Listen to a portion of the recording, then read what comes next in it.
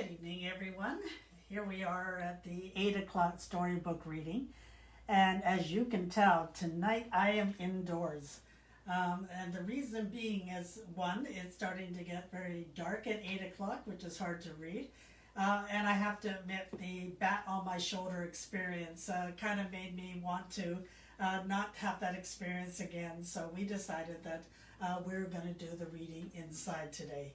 So a lot of things are happening, and once again, this started out because I wanted to bring a little joy to people's lives, especially parents who were juggling work or non-work or childcare. And so we started to do the storybook reading, and I want to thank all the readers that have come forward. This is actually day 100. So we've been doing this for 100 days. With various readers, and I've started to do a few repeats because some of the earlier readers that came on at the very beginning and wanted to contribute to the project, and I really want to thank them for having faith in me and the project that they might not have been seen because it was early in the stages before anyone knew about it. So last week we started off with CTV's Rob Buffin, and usually Mondays it's me, but Rob, because he wanted a hockey story because the Canucks were still in the playoffs, he wanted to read on Monday. And we had Jeff Bell last week from Times Colonist. And then we did a few repeats. We did Susan Bryce, the Sandwich Councillor, and she was our day 2 reader. So after I did day 1, Susan Bryce did day 2. And I thought that we should bring her back for her wonderful story. And then on Friday, because everyone was watching the hockey, I thought it was appropriate that we bring back our day 52 reader, which was Cleve Deansaw from the Times Colonist, who read The Hockey Sweater. And so some of you may be still watching hockey. We're sorry that the Canucks are no longer in the playoff, and there are many of us, such our family members, who love tennis. So we've been watching the U.S. Open, and we want to say, go Shapo, we're cheering for you all the way. So tonight I was trying to think of what book to read, and once again I want to thank those who donate books to my little library. And I actually reached out on Facebook to ask which book should I read tonight. They both had sort of a story that related to schools or going back to school or kids and you know, how they are behaving. And the person that reached out first was Jennifer Liu from Fairway Markets. Hi Jennifer, if you're watching. And she wanted me to read Good for Me and You by Mercer Mayer. So that's the book we're going to read tonight. And at the back it does say, at school, little critter learns all about having a healthy lifestyle, from a balanced diet to exercise that keep him in shape. And so I thought because it mentions school, it would be a book that we should read tonight. So let's get started. And I shouldn't have to hesitate for any bats in the room, I hope. So Good for Me and You by Mercer Mayer. And I love the pictures in this. Today in school, we learned about what foods are good for us. I asked why carrots are better for me than cookies. Because carrots have vitamins to help you grow, Miss Kitty told me. Cookies just taste good. And I love all the students in the class there. In gym, we did lots of exercises. First, we jumped rope. I jumped the fastest, but the rope was a little too long. We had a contest to see who could do the most sit-ups and push-ups. I won, almost. The next day, I made lunch for Mom, Dad, and little sister. Surprise, I said.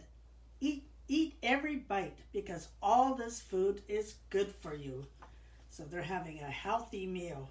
Even the dog has a stalk of celery in its mouth. After lunch, I told my family I had another surprise. I took them all on a bike ride. Come on, Dad, I said. You can do it. And here he is, riding their bikes. And if you notice, they all have their helmets on. The next day, when Tiger came over to play video games, I had a great idea. I called all our friends to tell them. And so here he is on the telephone. Me and my friends played football all afternoon. I scored the touchdown that won the game. The next morning, I walked to school instead of taking the bus. I had to hurry because walking sure takes longer. At lunch, I almost had a brownie for dessert, but I decided to have an apple instead. I think I would have had the brownie. On the way home, we saw a big sign. Look, said Gabby, there's going to be a race in Critterville. Let's run in the race, I said. Everyone cheered. Gabby said we should do exercises to get ready for the race. But then I got hungry, so I stopped to have a snack. And if you notice, he's eating grapes for a snack. I love grapes. Tiger and Malcolm were hungry too, so I gave each of them a snack. Exercise sure gives you a big appetite.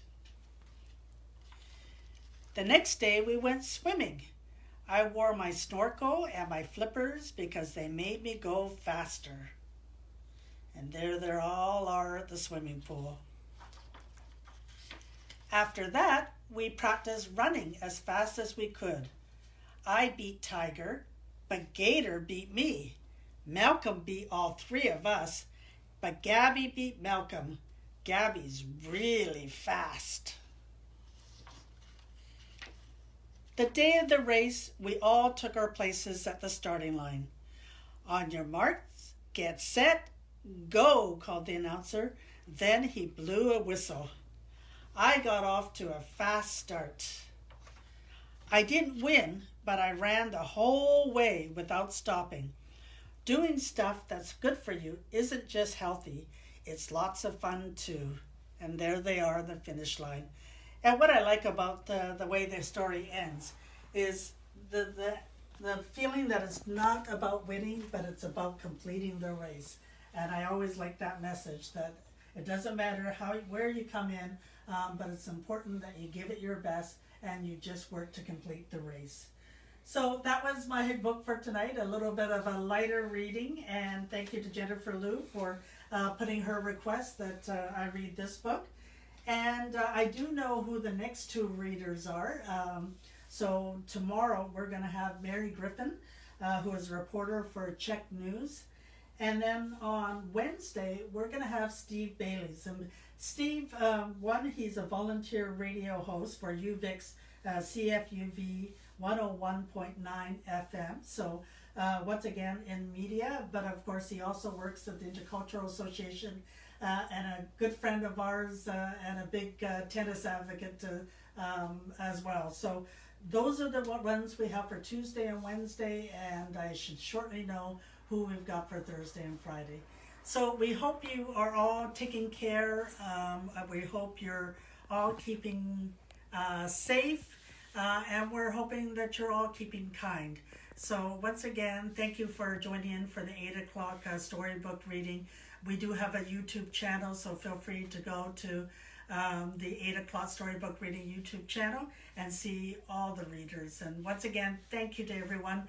If you have some suggestions of someone you know and have their contact, who is a media personality, who is an elected official, or excels in a sport, whether it's an Olympian, medalist, or some athlete that has excelled in their sport, let me know, and if you have their contact, I would love to have them read for us.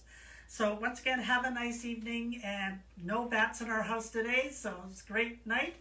Just a few pandas, which of course I can never get enough pandas. Take care. Nighty night, everyone.